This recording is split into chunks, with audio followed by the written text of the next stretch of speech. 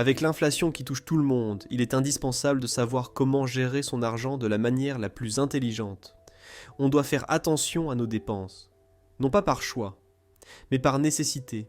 Et tu as bien fait de cliquer sur cette vidéo, car je suis là pour te donner toutes les astuces que je mets en place au quotidien et qui pourraient te faire économiser des milliers d'euros chaque année par rapport à quelqu'un qui ne les connaît pas.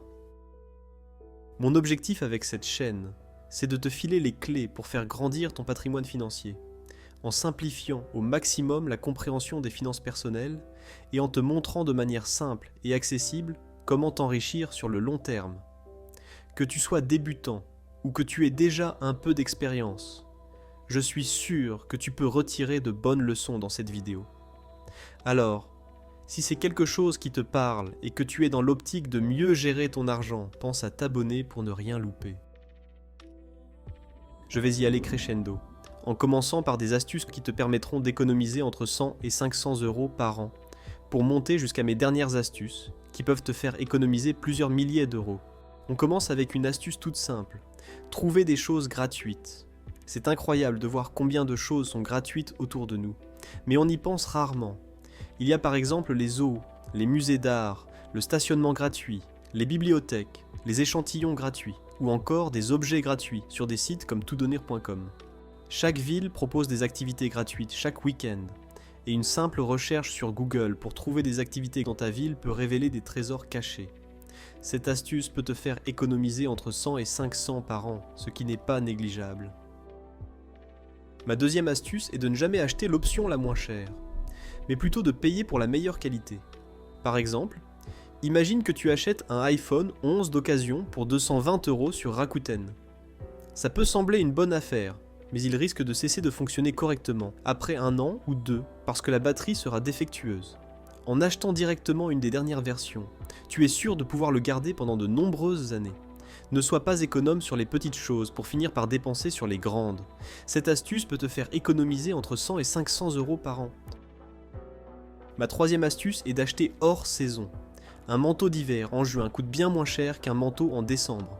Tu peux appliquer cette règle pour les vêtements, les meubles, les fournitures scolaires, les décorations de Noël, le matériel de barbecue et de camping, et bien plus encore.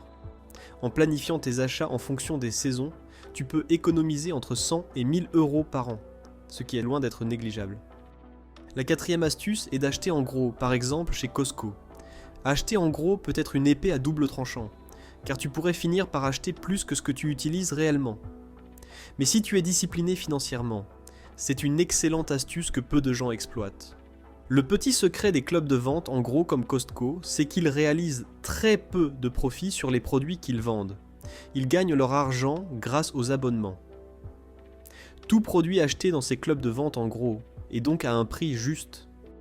Cette astuce peut te faire économiser entre 200 et 1000 € par an, ce qui en vaut largement le prix de l'abonnement annuel de 38 €. Ma cinquième astuce est de trouver des alternatives moins chères. Il existe toujours une version moins chère de ce que nous voulons. Au lieu de t'habiller pour aller au cinéma, tu peux simplement regarder Netflix chez toi. Au lieu de rejoindre une salle de sport pour utiliser un tapis de course, tu peux aller courir au parc. Il y a toujours une façon de profiter du même produit ou service, avec la même qualité, mais à un prix inférieur. Cela demande un peu de recherche, mais ça en vaut vraiment la peine lorsque tu commences à prendre l'habitude de le faire. J'en profite également pour te dire de surveiller tes abonnements de salles de sport. Je connais tellement de personnes qui payent mensuellement mais qui n'y vont jamais.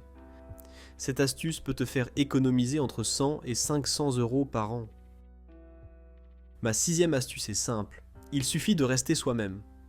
Si tes potes se paient des voyages de rêve dans le monde entier, tant mieux pour eux. Mais tu n'as pas besoin de te sentir obligé de suivre le mouvement. Pas la peine de te laisser influencer par leurs photos parfaites sur les réseaux sociaux, ou par leurs derniers gadgets. Car en plus de dépenser de l'argent pour faire comme les autres, tu risques de te perdre un peu en chemin et ne plus faire ce que tu veux réellement. L'important, c'est d'acheter ce qui te rend vraiment heureux, pas ce que les autres font. En plus de préserver ta propre identité, cette astuce pourrait te permettre d'économiser entre 600 et 5000 € par an, si ce n'est beaucoup plus.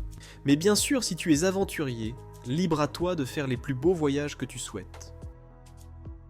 Ma septième astuce est de prendre conscience que l'on peut vivre avec moins. et mieux. On a souvent l'impression que notre vie idéale doit être remplie de biens matériels, mais en réalité, le bonheur réside dans l'appréciation et la gratitude pour ce que l'on a déjà. Pense-y, à l'époque des cavernes, on n'avait pas besoin du dernier iPhone ou des voitures les plus chères, mais quelque part en cours de route, on a perdu la capacité de vivre simplement avec ce dont on a réellement besoin. L'objectif ici n'est pas de vivre avec le moins de choses possible, mais plutôt de prendre le temps de s'écouter et de savoir si on a vraiment besoin de tel ou tel objet, etc. En désirant moins de choses et en se rapprochant de l'essentiel, tu peux facilement économiser entre 700 et 3000 euros par an. Avant de voir mes 3 dernières astuces, te permettant d'économiser parfois quelques milliers d'euros par an, si tu sens que cette chaîne peut t'aider à t'améliorer, à mieux construire ton patrimoine, ou juste à t'apprendre des nouvelles compétences, alors abonne-toi, car tu ne retomberas peut-être pas sur ma chaîne une seconde fois. Ça prend que 2 secondes, et ça ne peut que t'aider à t'améliorer. Voici une astuce qui pourrait vraiment faire la différence. C'est de payer toujours entre 10 et 15% de moins que les autres. Pour cela, je cherche des cartes cadeaux à prix réduit, et tu peux trouver des réductions allant de 5 à 30%. Ensuite, j'utilise ma carte de crédit avec cashback pour acheter ces cartes cadeaux déjà à prix réduit, ce qui me donne encore 3% de réduction supplémentaire. En plus de ça, j'utilise aussi des sites de cashback comme Rakuten pour obtenir entre 1 et 15% de cashback supplémentaire sur mes achats. Et pour couronner le tout, je recherche des codes de réduction pour économiser encore plus. Grâce à cette méthode, je parviens à économiser entre 15 et 30% sur mes achats. Parfois même plus. Si tu dépenses 20 000 euros par an, ça peut faire une réduction de 3 000 à 6 000 euros supplémentaires dans ta poche. C'est un vrai secret de frugalité que je partage ici, rien que pour toi. 9e astuce, n'achète pas de voiture neuve. Choisir une voiture d'occasion est souvent une décision bien plus judicieuse. En optant pour un modèle récent, en bon état, tu peux obtenir un véhicule de qualité pour une fraction du prix du neuf. Acheter neuf, c'est comme jeter de l'argent par les fenêtres. Tu perds entre 10 et 20% de la valeur de la voiture dès que tu quittes le concessionnaire, à cause de la dépréciation. Bien que logique, cette astuce peut te faire économiser entre 3 000 et 5 000 euros par an. Enfin, ma 10e astuce est de prendre un colocataire pour diviser les frais de loyer par 2. En France, de plus en plus de jeunes adultes choisissent de vivre en colocation pour faire face au coût élevé du logement. Il est vrai que c'est un peu injuste que les millennials, la génération Z et les jeunes en général soient souvent contraints de partager leur espace de vie pour pouvoir se loger. Mais, qu'on le veuille ou non, avoir un colocataire est une excellente solution pour réduire ses dépenses. Aujourd'hui, les frais de logement ne doivent pas nécessairement être exorbitants. En choisissant la colocation, tu pourrais économiser entre 4 000 et 8 000 euros par an sur tes dépenses de logement. Et en bonus, n'oublie pas de t'abonner à ma chaîne pour plus de contenu sur les finances personnelles. Des astuces comme celle-ci te donnent une longueur d'avance par rapport à ceux qui ne prennent pas la peine de faire des économies. Après tout, il est souvent plus facile et moins chronophage d'économiser de l'argent que de travailler pour en gagner davantage, surtout que cet argent sera de toute façon taxé. Maintenant, c'est à toi de mettre en place les astuces qui te correspondent le plus. N'hésite pas à enregistrer cette vidéo pour la revoir si besoin. Et rejoins la communauté Écono-Santé en t'abonnant pour améliorer tes finances personnelles.